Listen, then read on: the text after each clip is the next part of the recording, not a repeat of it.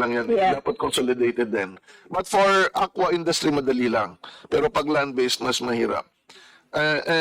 For our R&D, we have the Elevate Philippines. Smart Agriculture is one of it.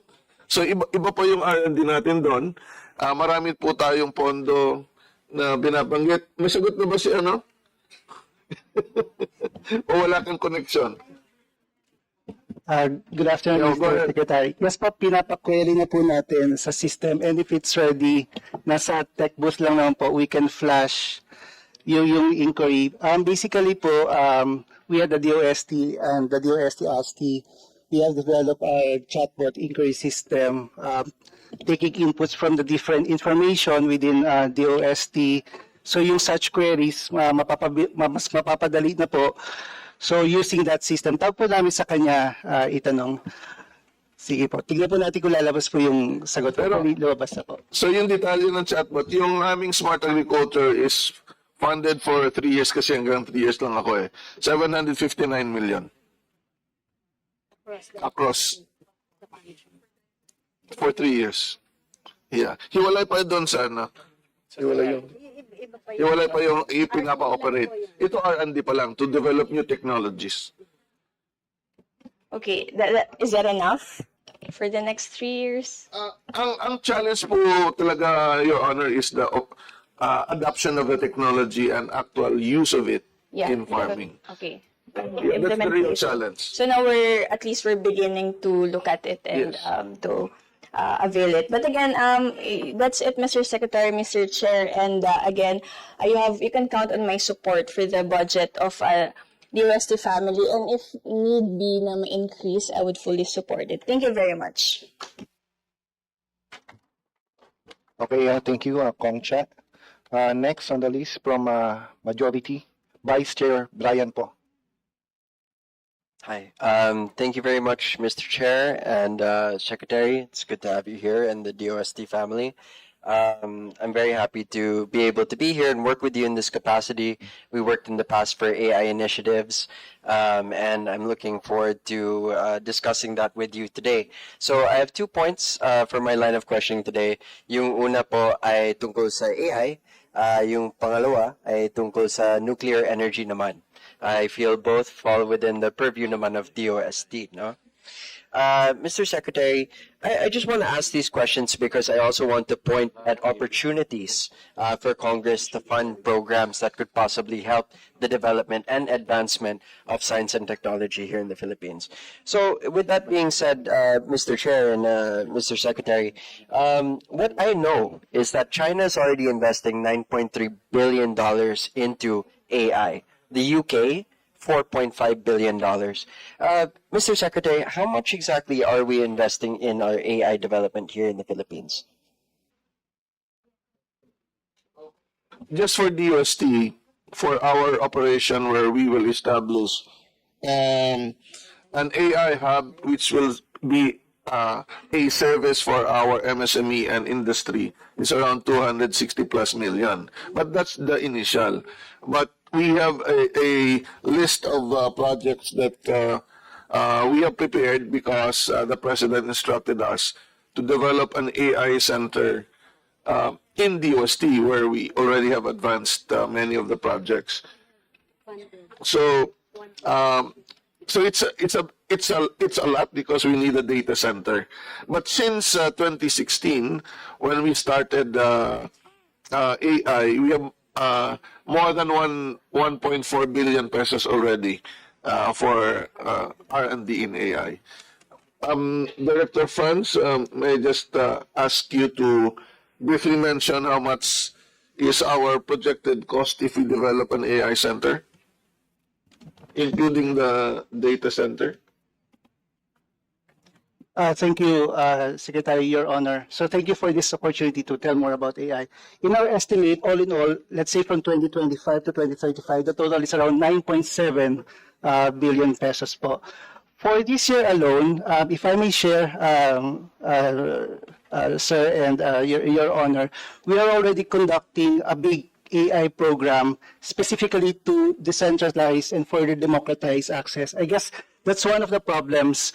In terms of talent and ingenuity, we already have that, and we have proven that many times. The problem is that it's so concentrated in the urban centers. So we want to push that opportunity to the region. So that's what we are starting currently po. Okay. Okay, I want to ask, out of our ASEAN neighbors, which one has an AI center? Do they all have AI centers already? Ask Director Franz because he's part of the Asian network for AI. Please go ahead. Thank you, Mr. Secretary. Your Honor, currently Thailand, Singapore, Vietnam, they have a dedicated AI center. So some of them have established these organizations, which is also backed by certain legislation to create an enabling ecosystem for them for AI. Now, each country has their own strategy, of course, depending on their strengths. For example, Singapore can be focusing more on developing applications on, let's say, fintech. Thailand can be focusing more their application on capacity building and also on agriculture. So, sila po. Thank you. The reason why I ask, Mr. Secretary, is I want to know whether or not we're falling behind as compared to our neighbors here in the ASEAN region and Asia in general. Because, of course, many people speculate that this is the next industrial revolution. And of course, we don't want our constituents to end up being end users. We want to be proactive in addressing this change in industry. So, Mr. Secretary, would you be able to comment on this? If you look at the global ranking, we are 56th. And based on several factors, but on the areas for improvement is the technology production side. We scored lower there. Otherwise, we would have been ranked higher. And this is really from the perspective of what the private sector is doing in terms of technologies being produced related to AI. And this is where effort is now being addressed through upskilling and reskilling of employees within the private sector. And that is part of the national AI strategy to look into how we can shift the focus of current employees to really maximize the use of AI in the private sector as well.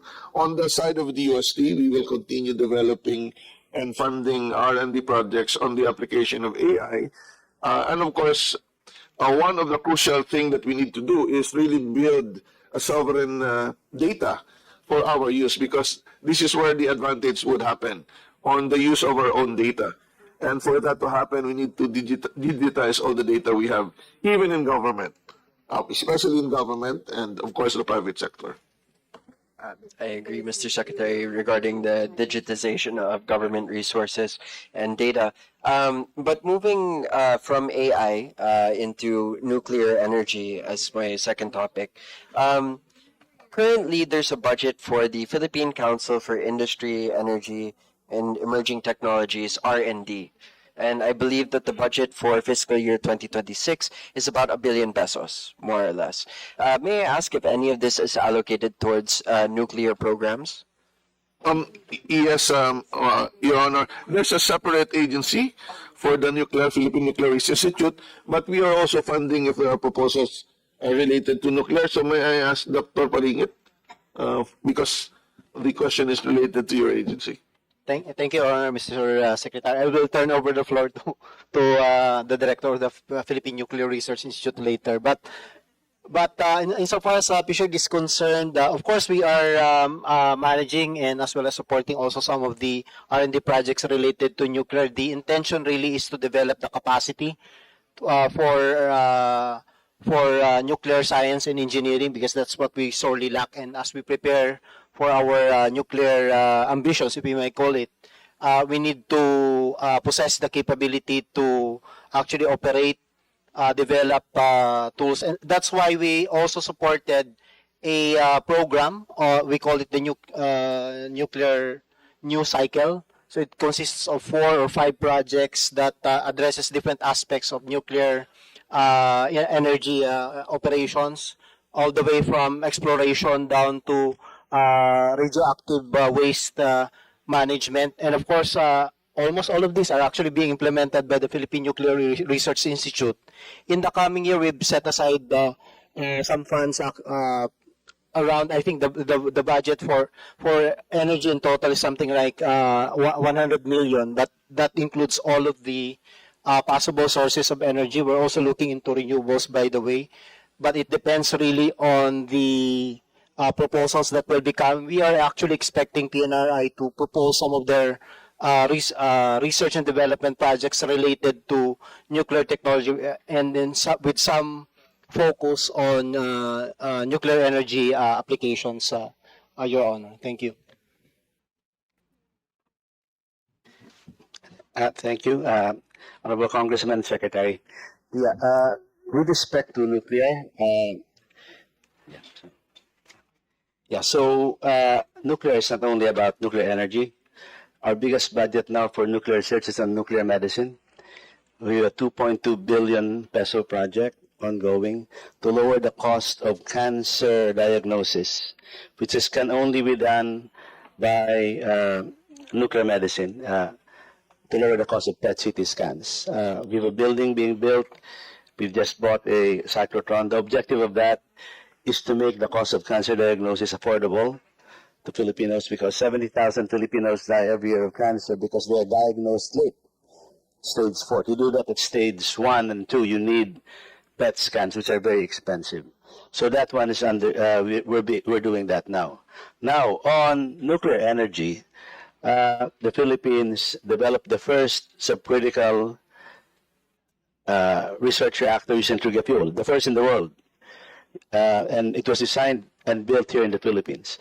So with this research reactor, we are now able to provide a laboratory for schools that might offer nuclear engineering. So some of these schools include De La Salle and Mapua, and we're offering courses in UP on nuclear engineering courses, but not. And then also there's a development. We have a research partnership with an American company, Valor Atomics, to develop an advanced trisofuel reactor. This is one of the most advanced reactors in the world. In fact, it's being constructed here and also in the U.S. Last month, President Trump wanted to accelerate the construction of advanced reactors because we're talking about AI. AI will need a lot of energy, and many of the companies in the U.S. want their own reactors for their AI operations. Thank you, sir. Thank you. Mr. Chair, I ask these questions because ibaba natin ng konti, no? Syempre, pag nasabi natin nuclear energy, medyo mataas. No, pero when we're talking about energy consumption here in the Philippines and the price of energy here in the Philippines, medyo masakit sa bulsa. So if we can find other alternatives, and we already had the nod from, as you mentioned, the United States to explore nuclear technology, as well as I know there have been programs that we're looking into in terms of modular nuclear energy for far-flung and rural areas na kailangan ng electrification.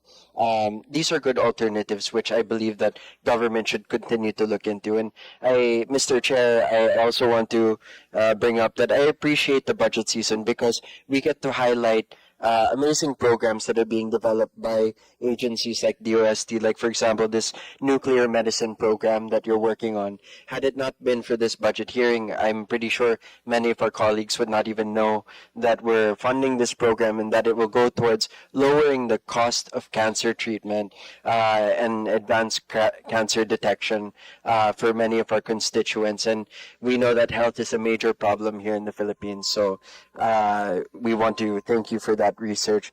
But just to wrap up, I hope to be able to work together with DOST, especially for I filed a bill on a AI framework.